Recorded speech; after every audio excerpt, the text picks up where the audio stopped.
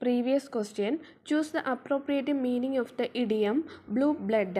Answer വരുന്നത് an aristocrat ആണ് വരുന്നത്. അതായത് ബ്ലൂ ബ്ലഡ് എന്ന് വെച്ചാൽ രാജവംശം എന്നാണ്.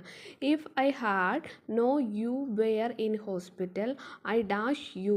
ഇവിടെ ഇഫ് ക്ലോസിൻ്റെ തേർഡ് കണ്ടീഷനിലാണ് വരുന്നത്. അതായത് if plus had plus V3 വന്നു കഴിഞ്ഞാൽ would plus have plus V3 ആണ് വരുന്നത്. Answer C would have visited.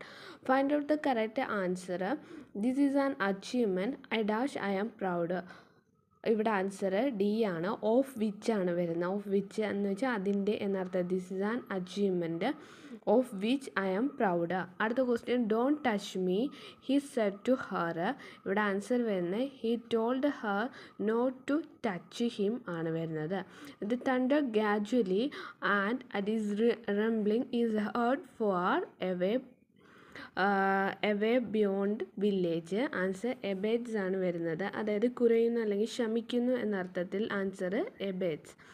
Identify the antonym ആണ് ചോദിച്ചിരിക്കുന്നത്. എനോമസിൻ്റെ ആൻറ്റോണിം എന്ന് പറയുന്നത് ഡിമിനിറ്റീവ് ആണ് വരുന്നത്. എനോമസ് എന്ന് വെച്ചാൽ വളരെ വലുത് എന്നാണ്. ഡിമിനിറ്റീവ് അർത്ഥം വളരെ ചെറുത് എന്നാണ്. അടുത്ത question. Affirmative sentence the boys do daring task ആണ്.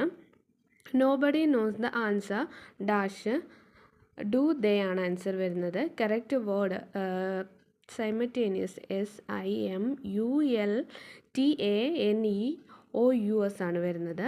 A person who studies stars and the universe astronomer ആണ്.